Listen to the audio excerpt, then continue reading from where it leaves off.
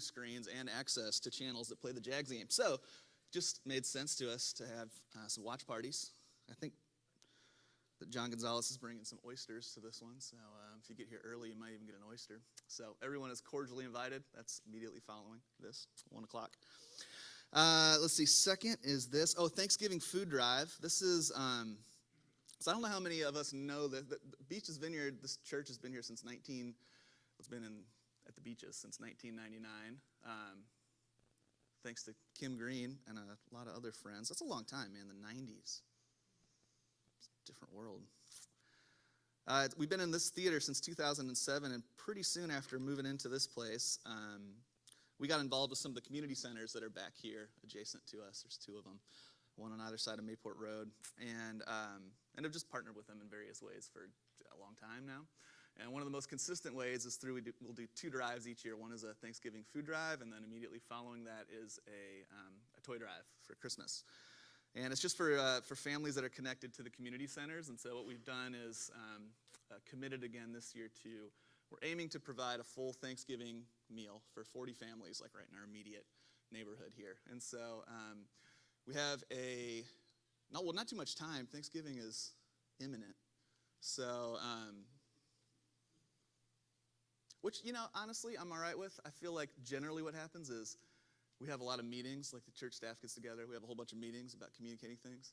We roll out a communication plan. We communicate for 4 weeks, and then the week before the event, everybody brings their stuff or just shows up to it. You know what I mean? So I'm trying to figure out how much the communication piece is, how much of a runway we need. So maybe this is an experiment. We got food drive, and it starts now, and it goes through Monday of Thanksgiving week. And there is a table set up in the hallway.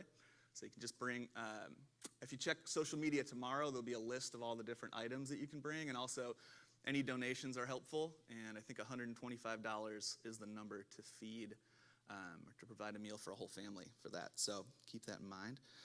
This week, Ecstatic Dance is coming back. It's back Thursday.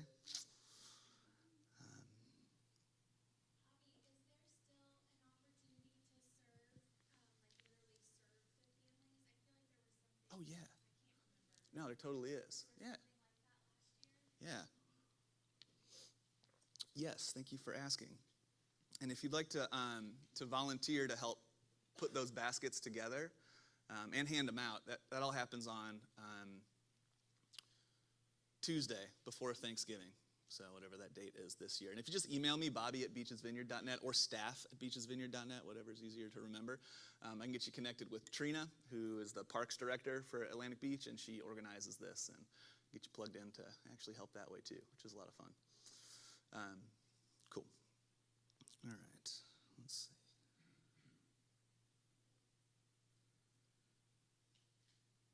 All right, so let's do this. Why don't we just move right into the teaching part of the morning? How does that sound?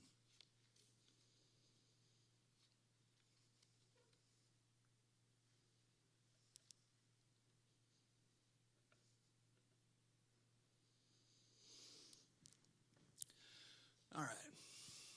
And as we settle in, let's just give ourselves a moment just to collect ourselves. And if it's helpful to take just a few deep breaths to yourself at any moment here.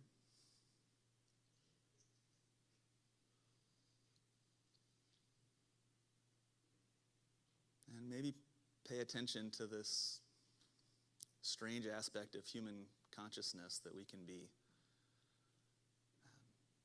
physically seated in this room and somehow at like 30 different places at once. And if you happen to be in that space, then just pay attention to it. And we'll ask for the grace. We'll ask for the grace from you, Father, Son, and Holy Spirit,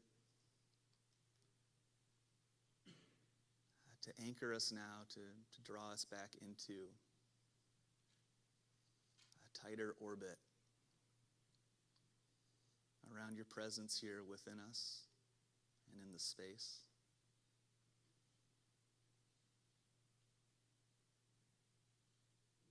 And maybe just pay attention to your thoughts for just a moment. Check into what it is that your mind's doing, if you dare.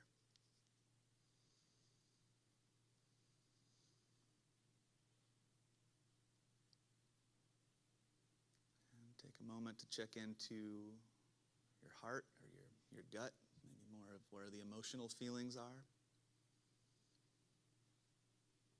And just pay attention to anything you may be feeling. Whatever it is, it's fine. It's just helpful to notice.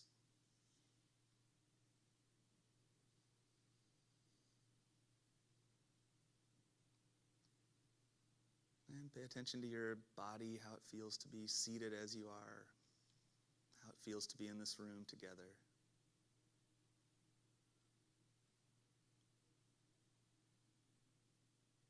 And take just a moment to ask yourself, what am I doing here? Of all the places I could be, of all the things I could be doing, here I am. There's a reason for it, conscious or unconscious. There's a reason that you're here. And you might know what it is. And you might not. And that's all right. But give yourself a moment just to ask that question. What am I doing here? What am I hoping for?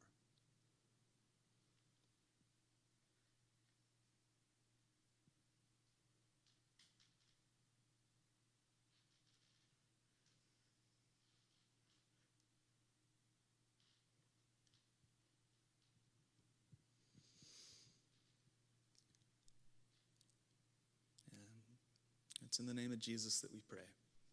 Amen. All right, so we're going to continue on in this series, Parabola, which I'm pretty sure is going to take us through the end of the year. We'll probably do a little Christmas diversion before we move into the next series, which I'm pretty excited about. But it's too strange and abstract to give you any details right now, so there's your teaser.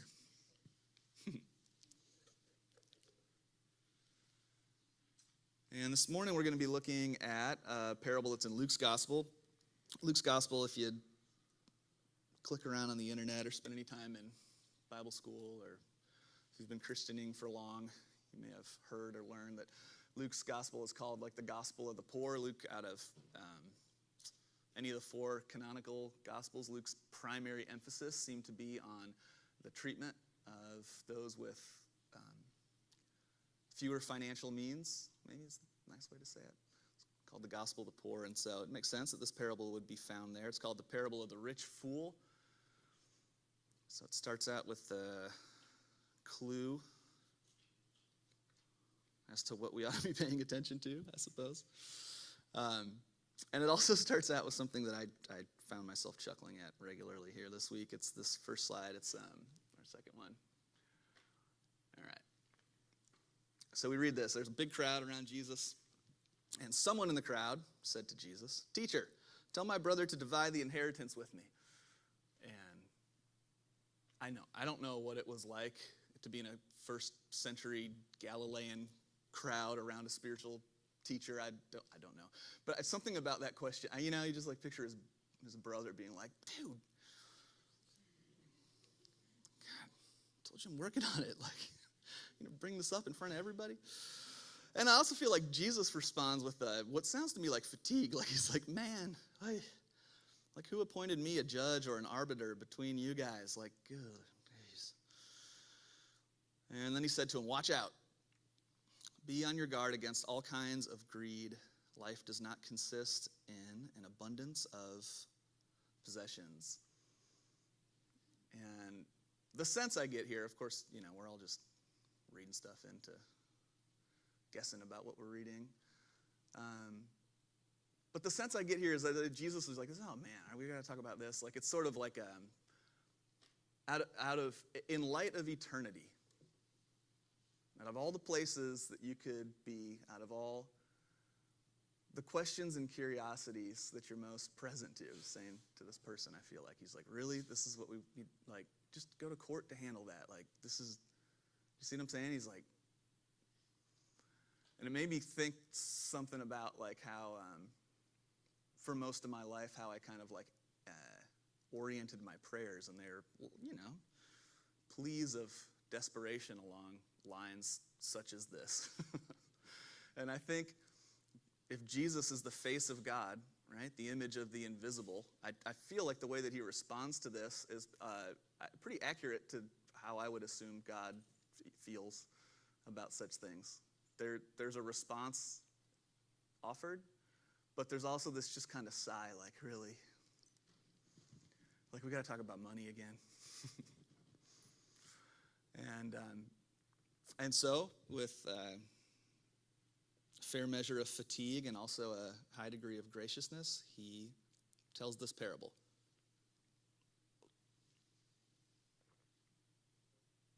He says that the ground of a certain rich man yielded an abundant harvest. And so he thought to himself, what shall I do? I have no place to store my crops. And then he said, this is what I'll do.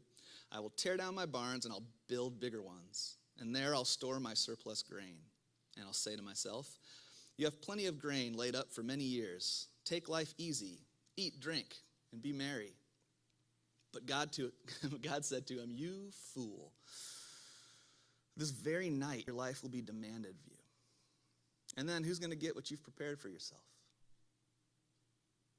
And this is how it will be with whoever stores up things for themselves, but is not rich towards God, who's not rich in things that concern God.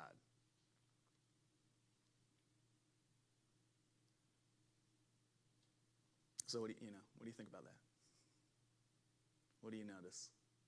What's the lesson? What's the foolishness?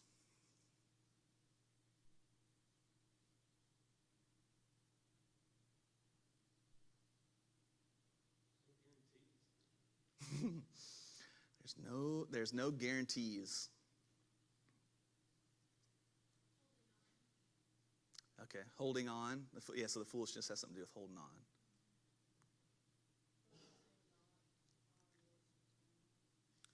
The focus being on things that aren't eternal.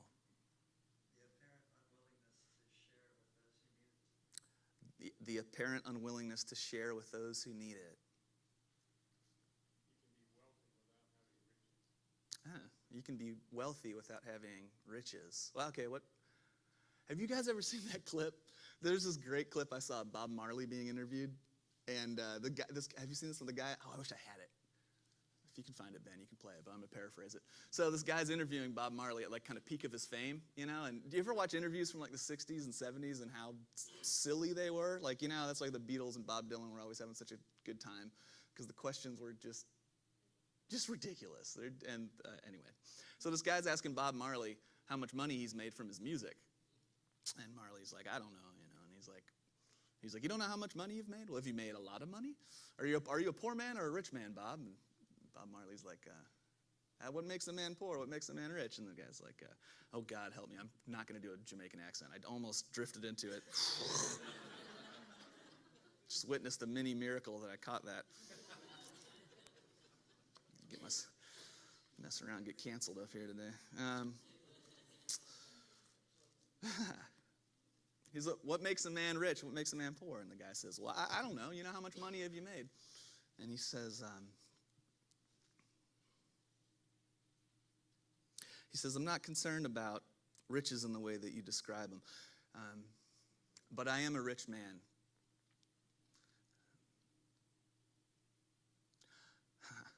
But my riches are life eternal.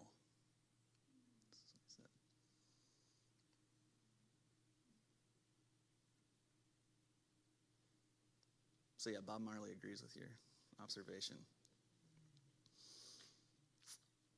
Anything else? Yeah, the idea that stuff is going to somehow satisfy us. Yeah. Yep.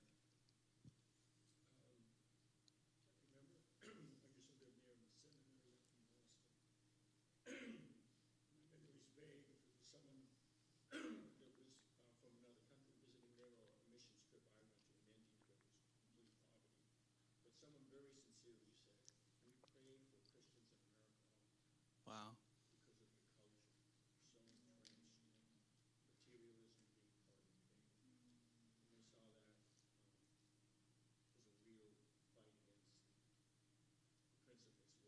Wow. Oh, wow. Well, thank you for your prayers. rest of the world.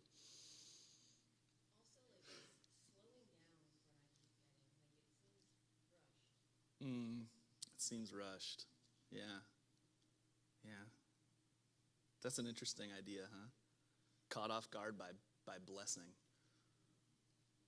And then life goes into fast forward mode trying to accommodate it, and maybe that isn't any better than going without.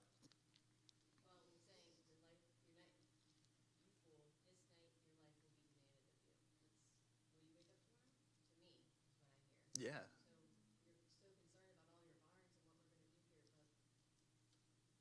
Yeah. Yeah, and I think if you read between the lines a bit, which is what these parables really want you to do, there's like, there's of course the thing that most of us do. You read something and you think, well, that's interesting, and you want to read more and more and more and more. You just kind of blow past things. That's what I find a tendency towards. But the more time you spend in these things and just sort of pay attention to what's happening between the lines, the more you notice that I think a couple of you said something, like an unwillingness to share or to like store up. And it doesn't explicitly say that. It's not like the man who had no interest in the plight of the poor, or concern for his children, ate all the grain. It's just sort of like he's just trying to figure out what to do here with all this stuff that he got. But what I noticed in it was that I felt like he was saying the word I a lot. Here's what I'll do. I will, blah, blah, blah, blah. Right? So I counted them, and there's 11 times he uses the pronoun I and that. And it reminded me that, so Jess and I, Jess over here, been married for, it'll be 18 years next month. 18 years. That's right. Our relationship can vote.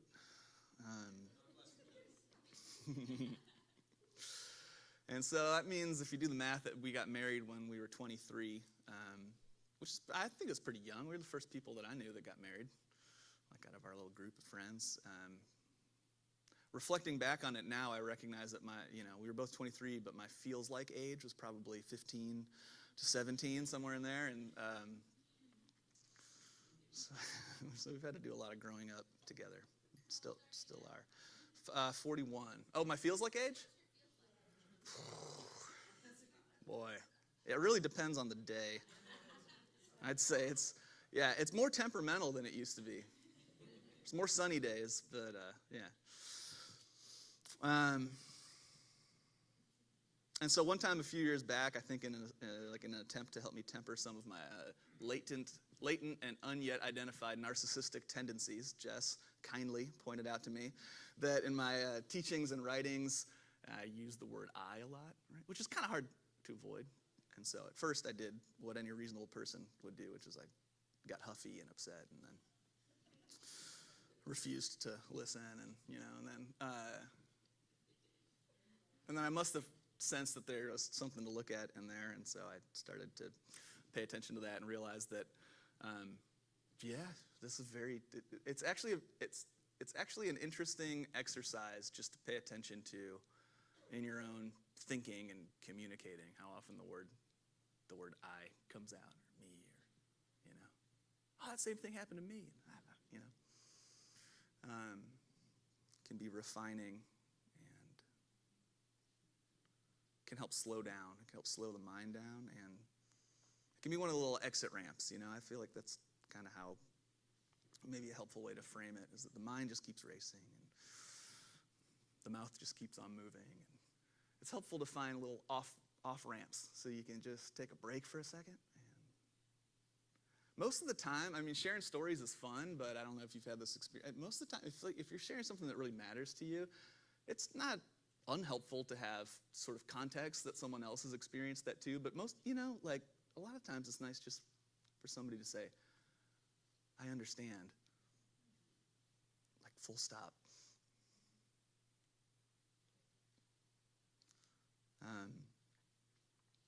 So in this commencement address from 2005 at some university I've never heard of, Kenyon. Any Kenyon University graduates in the house? Okay. There's a guy named David Foster Wallace, this late novelist that I like, and I go back to this address of his often, and I want to share. I'm just going to read it because it's not that long. But he was good with words, and so I'll doing the service of not paraphrasing him. So this is an observation that he had the audacity to make on the human condition while these people are just trying to celebrate that they graduated college. He said, one problem that we all share is that everything in my own immediate experience supports my deep belief that I am the absolute center of the universe, the realest, most vivid, and important person in existence. Now, we rarely think about this sort of natural, basic self-centeredness because it's so socially repulsive. But it's pretty much the same for all of us. It's our default setting, hardwired into our boards at birth. Think about it. There's no experience you have had that you are not the absolute center of. The world as you experience it is there in front of you, or behind you, or to the left or the right of you, on your TV, on your monitor, and so on. Other people's thoughts and feelings have to be communicated to you somehow, but your own are so immediate and urgent and real. He says, please don't worry that I'm getting ready to lecture you about compassion or other directedness or all the so-called virtues. This is not a matter of virtue. It's a matter of my choosing to do the work of somehow altering or getting free of my natural, hardwired default setting, which is to be deeply and literally self-centered and to see and interpret everything through this lens of self. People who can adjust their natural default setting this way are often described as being well-adjusted, which is, I suggest to you, not an accidental term. Given the triumphant academic setting here, an obvious question is how much of this work of adjusting our default setting involves actual knowledge or intellect. This question gets very tricky. Probably the most dangerous thing about an academic education, at least in my own case, is that it enables my tendency to over-intellectualize stuff, to get lost in abstract argument inside my head, instead of simply paying attention to what's going on in front of me, paying attention to what's going on inside of me. And I'm sure you guys know by now, it's extremely difficult to stay alert and attentive instead of getting hypnotized by the constant monologue inside your own head. And maybe that's happening right now. So, take a moment with that and then maybe tell me what you hear.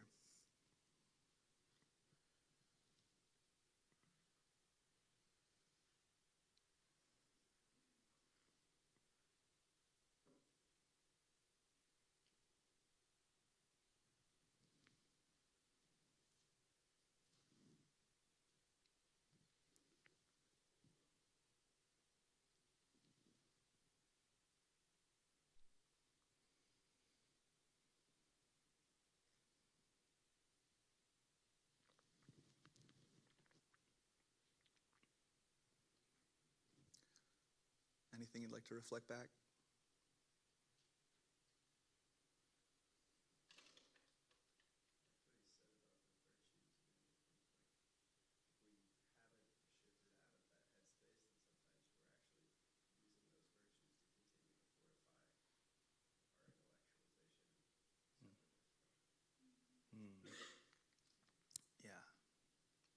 Yeah.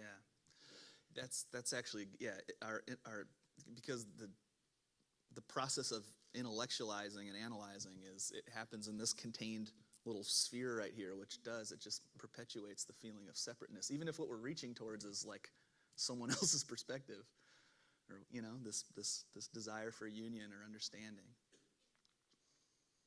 The more time I spend in here, it seems to lower the likelihood of experiencing it.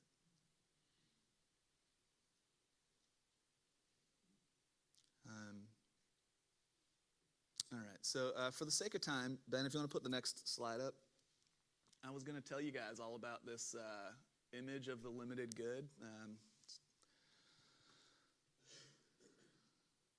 but I'm now thinking it might not be important. But I made that slide and I thought it was awesome, so I didn't want to skip it. So there you go. Yeah. Yeah? Yeah, I got, in light of, there's a lot of material. Well, there's a lot of material here, Tommy. I gotta say something to that. You did? You think this is important? All right, Tommy thinks it's important. Jesus was a starving Galilean peasant, and he was speaking to large and mixed groups. And he's fine, but the most people who followed, where did Jesus find his biggest following? The religious leaders, the social elites, right? Where was his message resonating? It was, the outcasts and the impoverished. Luke's focus especially was on the impoverished. And there's a lot of research that's been done about first century Galilean peasant society. And this one sort of economic philosophy, basically, that's been landed on to describe the thought life and patterns of kind of, the economic programming that undergirded life as a peasant it's been called the image of the limited good. And here's a description of its basic tenet. It goes something like this. So this way of seeing the world was to see that the whole pie, all the good there is, had already been distributed. There's no more good to be made, manufactured, passed out, it's already right here. And this meant that getting more meant that somebody else is getting less. There was no way to take more than your share without the direct feeling that you were removing that from somebody else. So to have gained more, to have accumulated so much that you had to build more barns to store it up, as to have taken the share of somebody else who was probably starving. The direct feeling. It's the perspective most likely that Jesus was sharing from, and it was resonating with those around him because it was the felt experience. And it still is in the world, is it not? And so for Jesus and his friends, from their view, a wealthy landowner who was hoarding his crops wasn't just being greedy. It's sort of like life and death. It's not just like, oh, there goes Bezos again. He bought another rocket ship. What a rascal.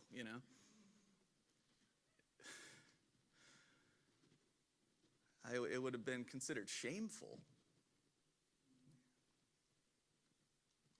So we've grown up in, I put this in parentheses because it's sort of a funny, an American Christian society.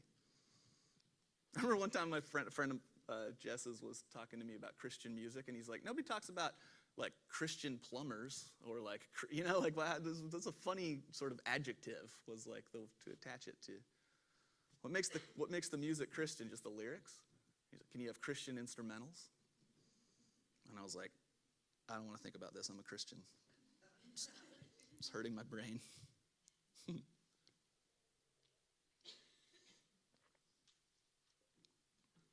So those of us, most of us in here have grown up in an American Christian context, and so our minds have been shaped by capitalism. And then, kind of like what Pam was talking about, we sort of have to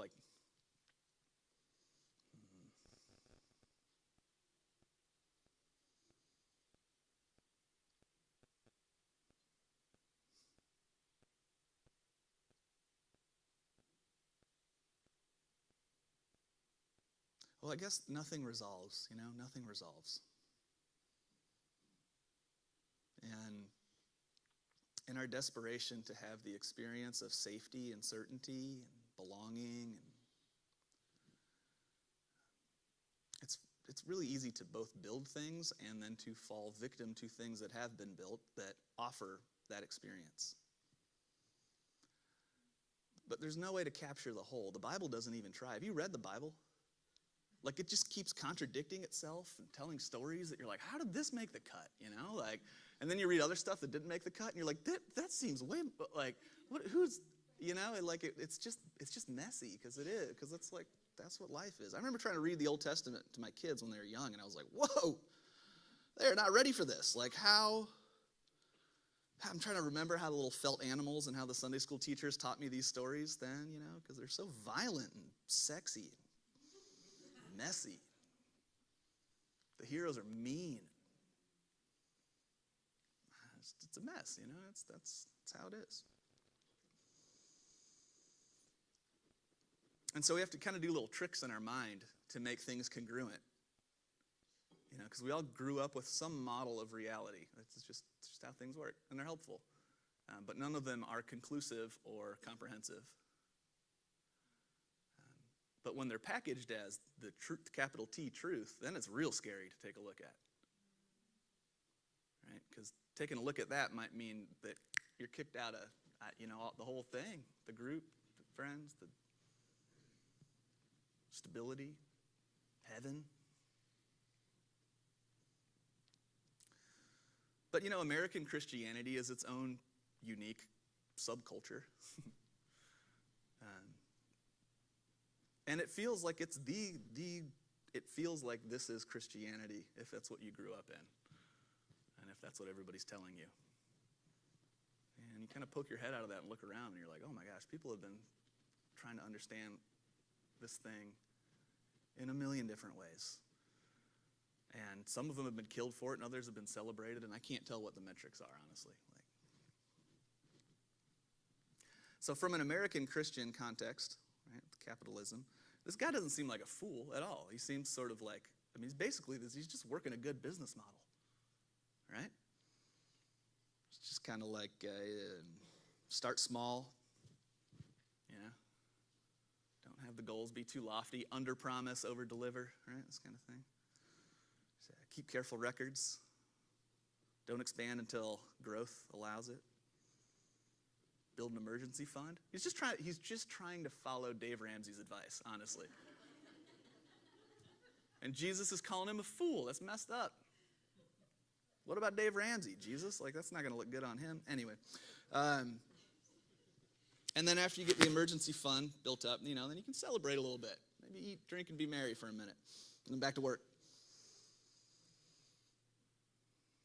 All right, so anytime that Jesus or other people in the Bible, well, really just Jesus, anytime he says the word fool, I'm curious about this. I feel like name calling is it's not being very Christ-like.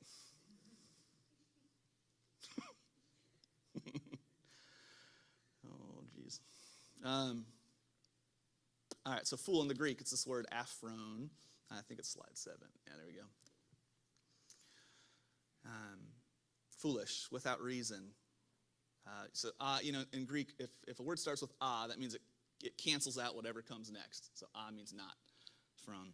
So friend, the root of that word, friend, it's an adjective, and it means personal perspective that's regulating outward behavior. It's the root of the English word diaphragm, this sort of like gut feeling that comes from in here. And it's difficult to translate because it isn't just that. I did a lot of reading on this word because I thought, so to be a fool is to not pay attention to your gut instinct, just to be up here in your head. But it isn't as easy as that. It doesn't resolve like that. It's a very difficult word to translate because it's somehow a marriage of reasoning, like to have considered the facts, and then to use your gut to make the decision. Follow your heart. It's a both and. It's one of them both and situations. So you could call it like a combined knowledge of the body, the heart, the mind, and the gut, an integrated intuition. And I read, I think in the Strong's Concordance, that maybe the best literal interpretation for this friend would be visceral opinion.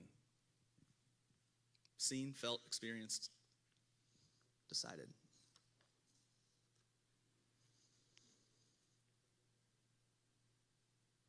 And so this word fool that Jesus uses means to making decisions, making plans, scheming, operating, using some sort of logic set that isn't this visceral opinion. And so the rationale of the rich man in this parable seems to be that he's using his resources, which are precious and limited. However you want to understand that word, resources. They're all our energy, our attention, time, our money, our affection,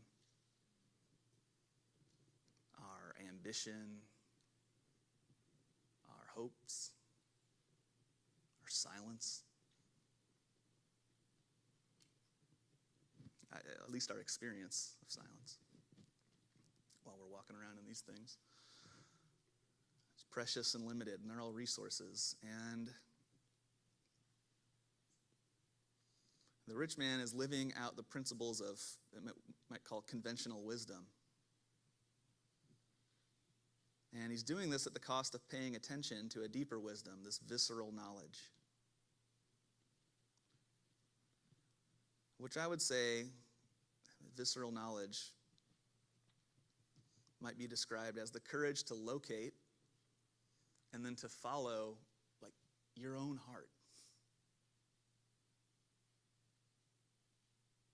It's hard to get down in here. I don't know why. Maybe not for all of us. I like to spy on it with my mind, usually.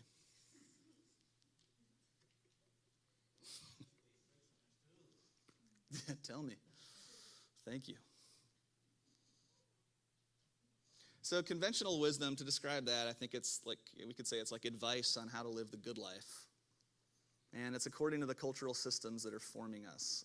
And conventional wisdom, I think I read this in Merriam-Webster, in Miss Webster's dictionary. The conventional wisdom is comprised of ideas that are so accepted they're no longer questioned. Right? It's conventional wisdom. And they're not bad ideas. They didn't make it into the conventional wisdom canon by being not useful, you know? You ever want to say something to somebody and to help in some way, and you realize that as it's formulating and coming out, you're like, this is just a cliche. People don't like cliches. You know, you're just like, yeah, dude, I know. But there's something, you know, that became a cliche because it's like packed with truth. And I think conventional wisdom is helpful in a similar way. In that same commencement speech, David Foster Wallace tells this little joke. He says, two fish are swimming along, two young fish, and they're just chatting with each other, and an old fish swims by. And he says to them, morning, boys, how's the water? And they just look at him, and they swim on. And they get out of earshot, gill shot, I don't have fish here. And the one says to the other, what is water? That's conventional wisdom. It's just what we're all swimming in. And until we see it, we can't know it. It just seems to be what is. And to me, this story of Jesus is saying this to us, like, just pay attention to that.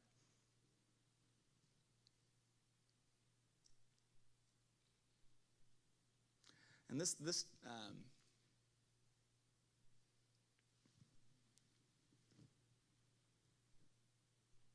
well, to me, this is where things start to get really interesting. But what do you guys think? We'll just pause on the precipice there. Anything you'd like to reflect, respond?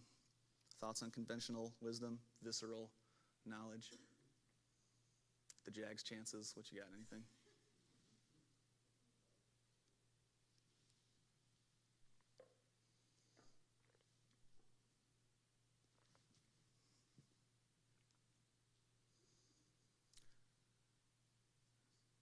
All right.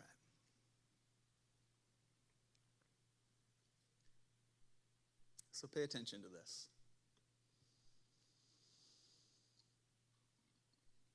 Pay attention to the effects of the programs and the programming, the unconscious, subconscious material. And to the influence that it might have over our ability to decide, and the influence it has over our ability to decide, obviously, also directly correlates to our ability to experience what it is to be free in this life.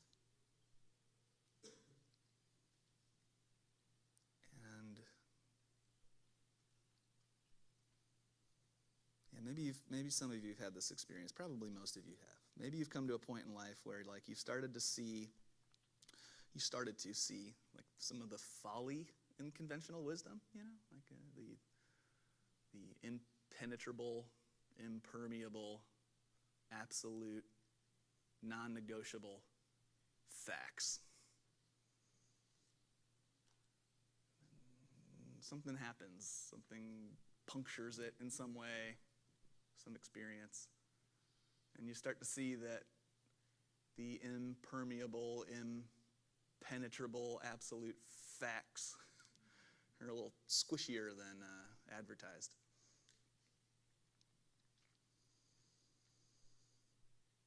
And maybe you're someone who maybe the reason that you came to this understanding is because you're somebody who never really could execute somebody else's plan for your life. Or you couldn't do it very well anyway, Or some kind of measuring stick that you kept, even when you're trying your hardest to hit the mark, your best efforts weren't it. And so you can start to feel like you're danged if you do or danged if you don't. I tried to find a Christian cuss word, and that's the best one I could find. Right? So you're like, man, I get in trouble either way. So at some point you're like, forget it. I'm going to do my own thing. Or maybe life has offered you some lessons that don't fit the model of reality that you were given, and you start to ask some of the questions that you aren't allowed to ask, and that coincidentally, the questions that you aren't allowed to ask also have no satisfying answers within the model. What's the thing about the look over here? What is that from?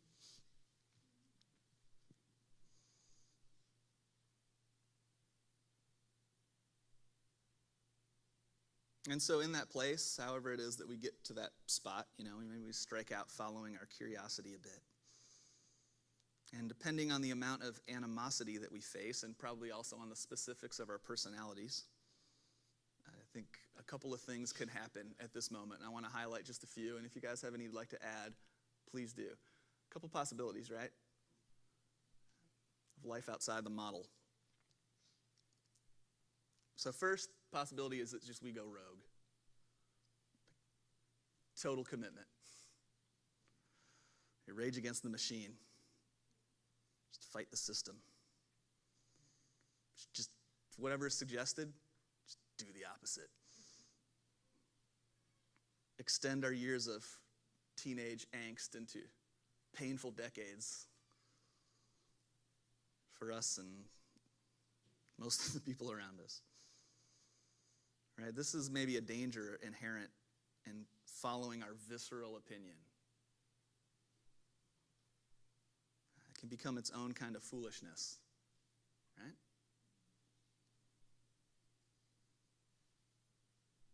I like punk rock as much as anybody else, but I see its limitations. All right, option 2, maybe this. We turn back. We just give up on the whole thing. There's this initial exhilaration of freedom that we begin to feel. I didn't die. And maybe some liberation, I don't know, maybe make some cool new friends along the way.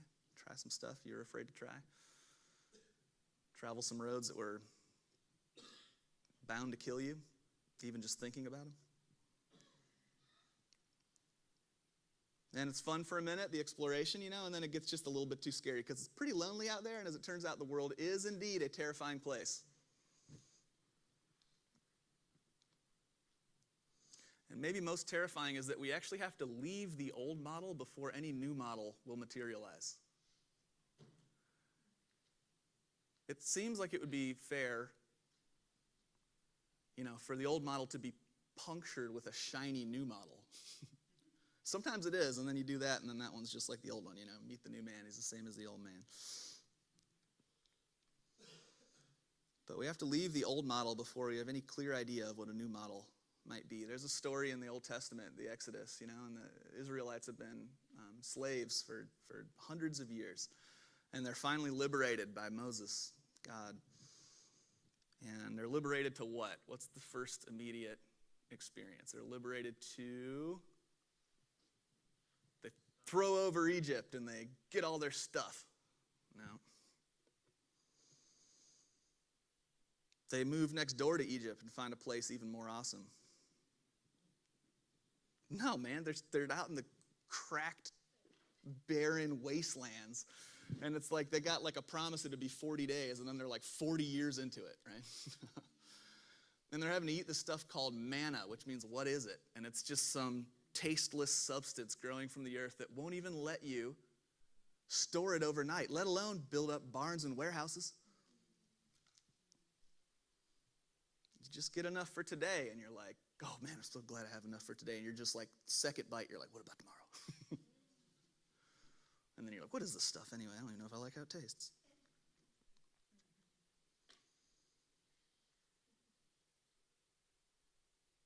And sure, there's like the assurance somewhere in us that we're being guided towards a promised land of a new and better model that will explain everything and actually deliver the certainty and safety that the old model couldn't do for. Do you see how capitalism and consumerism has affected us? Do you see?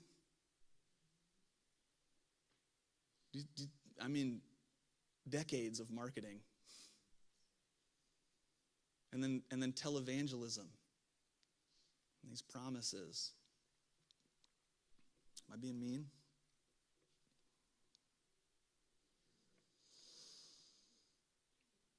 So after the journey took a certain amount of time and there were no answers in sight, and all they had was this weird stuff that was growing, and then like a pillar of fire to follow. Which my guess was it was probably about this big.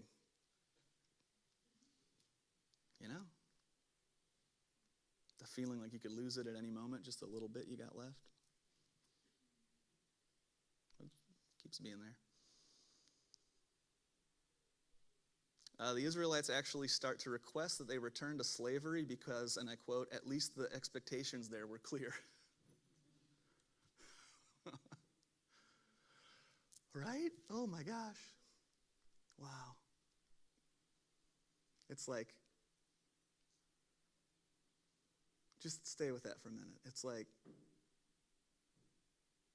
the pain that uncertainty causes our mind.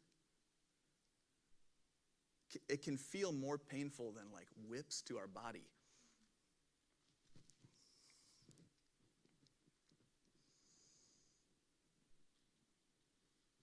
I mean, that cage wasn't so tight. I probably lost a little weight out here in the desert. Squeeze back in there, you know? It's yeah. All right, option 3 is this, we just never leave. We kind of like look out the window a little bit.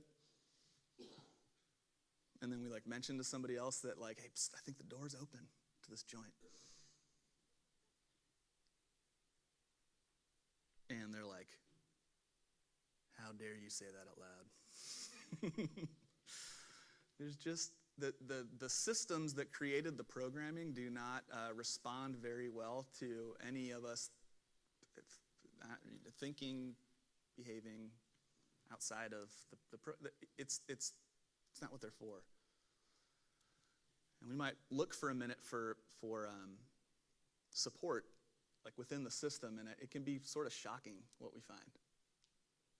Jesus said, we might find out, like Jesus said, a prophet has no respect in his hometown. Remember that thing?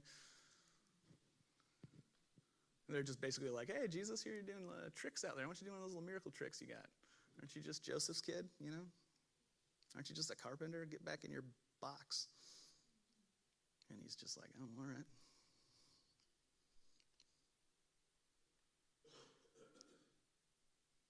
So we don't often find that the systems respond with warmth or understanding or humility to anyone operating outside the socially regulated norms. Even the systems that, okay, how about the Roman situation here, right? Remember Pax Romana? You guys remember this from history class? The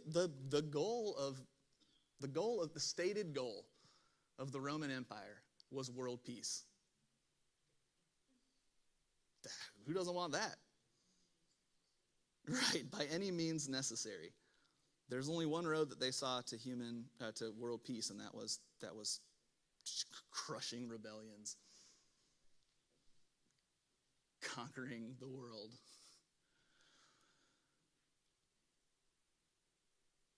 So even I want to say this too. This seems important. I don't know that Rome, I don't know who ever came up with Pax Romana,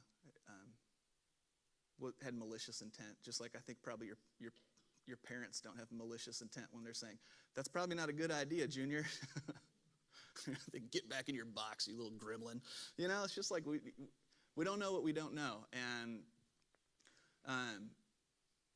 it's scary to let people that you love go down a path that you sense to be destructive, right? Like, how would you be loving them if you didn't say something?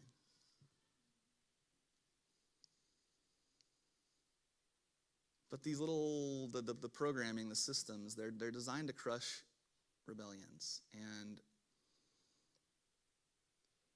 And here's where Jesus' advice is very direct in regards to this. When you meet resistance, when you encounter forces that want to destroy you, let them.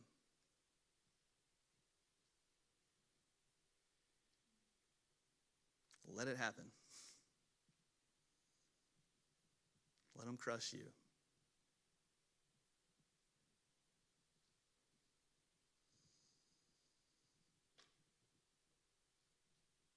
The only way to find out what's underneath whoever it is that we think that we are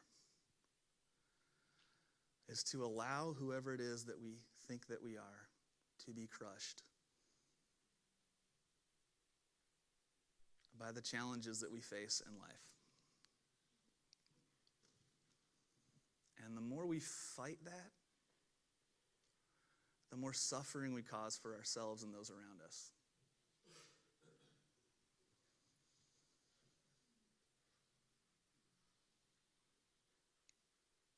Is this the time that you'll restore the kingdom to Israel? Is this the time that you'll restore the kingdom to Israel? Is this the time that you'll finally show these jokers that we're right? Jesus says, let them crush you.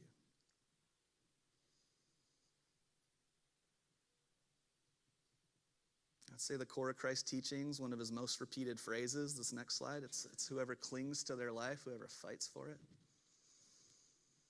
Just as it is, just as you know it, is actually going to destroy the thing that we're trying to save. But if you let it go, well, then you'll have it forever. Here's G.K. Chesterton. This is so good.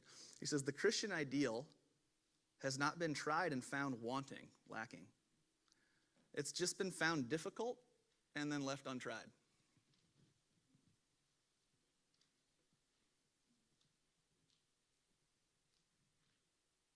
And so maybe what's most difficult about the teachings of Christ is that they extend from an acceptance of every kind of death. That's the soil they're growing out of.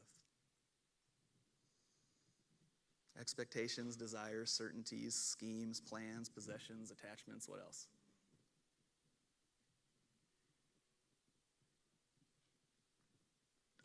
Fairness, What else? What has to die? Somebody's got to go. It's Notorious B.I.G. Ready to die.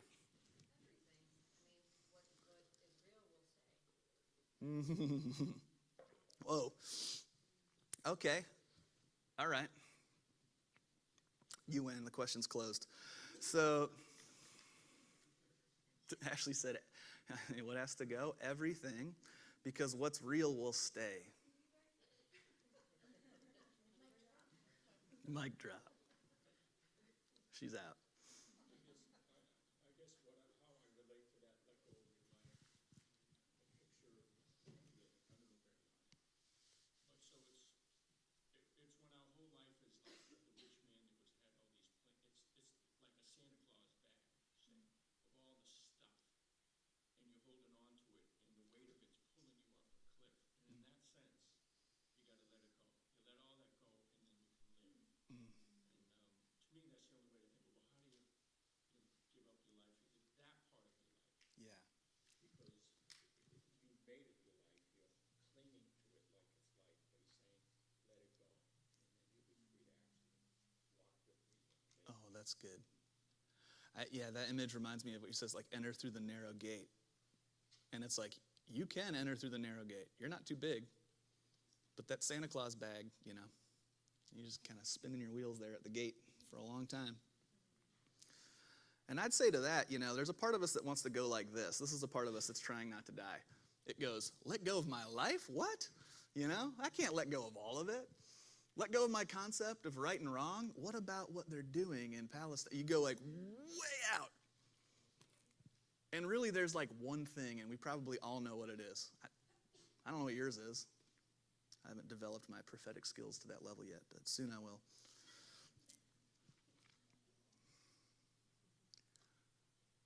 We conceptualize it when really it's like the Santa Claus bag. I don't know, man. I don't know how to. To me, it's like there's a hole in the back of the Santa Claus bag, and it just keeps leaking stuff out, and I keep thinking it's finally empty. And I'm like, oh, there's another thing to let go of. And there's so much grace in the process, because whatever it is, it may feel like too much to let go of, and it'll feel like that for a long time. Even when we're saying things like, please let me let go of this. And then one day you'll just let go of it.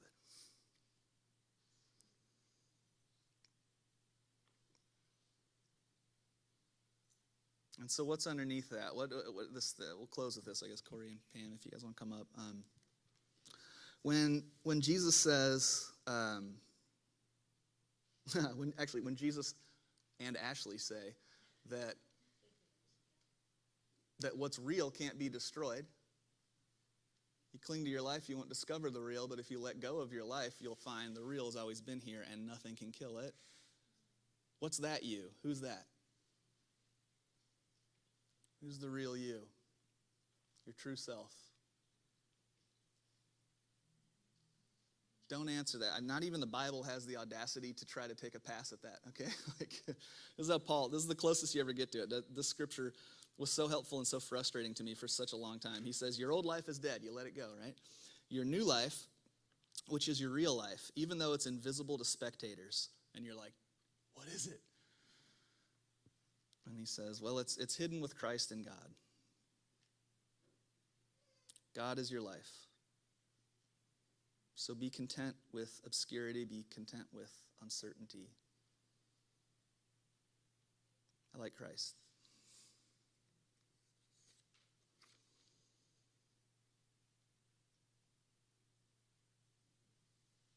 The truth of who we are is not a concept or a goal or a destination where we'll finally arrive.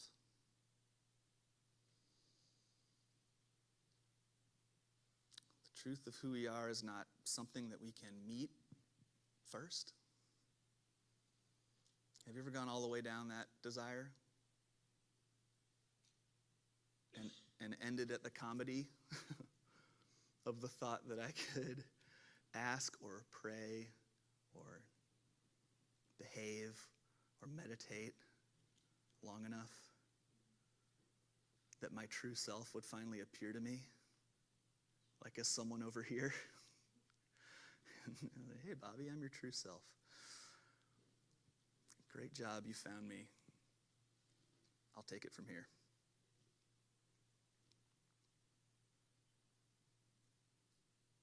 The nature of reality, God, all of it, it's mystery. Even our own selves. And so we can't be fully introduced. There's no, it's interesting.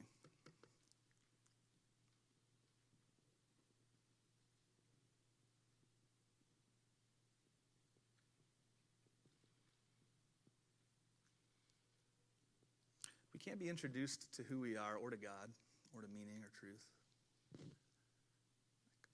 from a safe distance. How about that? There's no online dating platform that's been developed yet that works. We can't examine the data.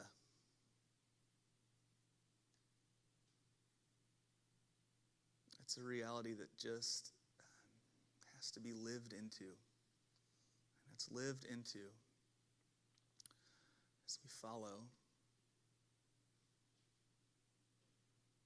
there's a few guiding principles. And there's only a few. And you know what they are. And there's help all along the way, even at the loneliest moments. There isn't answers. There aren't necessarily answers all along the way, but there's help all along the way.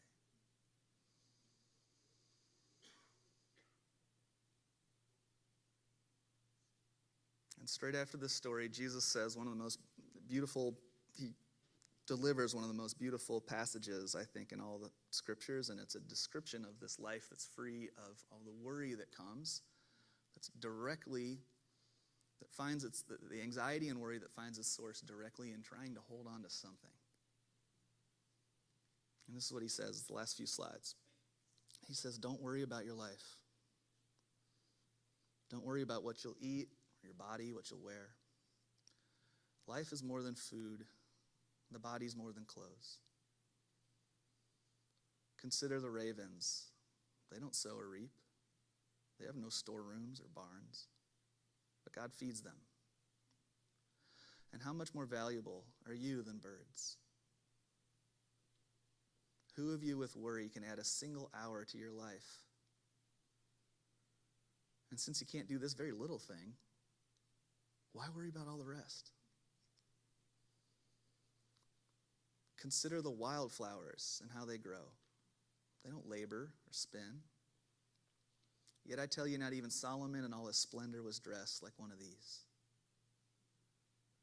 If this is how God clothes the grass of the field, which is here today and tomorrow is thrown into the fire, how much more will he clothe you of little faith? And so don't set your heart on what you'll eat or drink. Don't worry about it. The pagan world runs after such things. And your Father knows what you need. And he knows that you need these things also. But seek his kingdom, and all this will be given to you as well.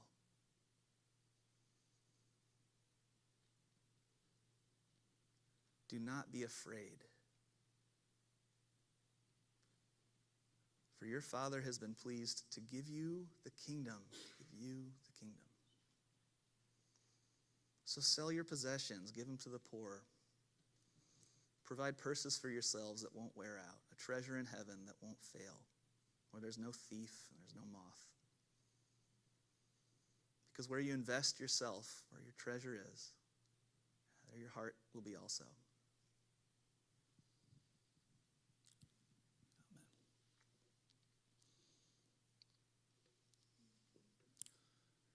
Amen. Yeah, so we got a little time together. If you don't mind keeping one eye on the clock, if you've got kids, childcare.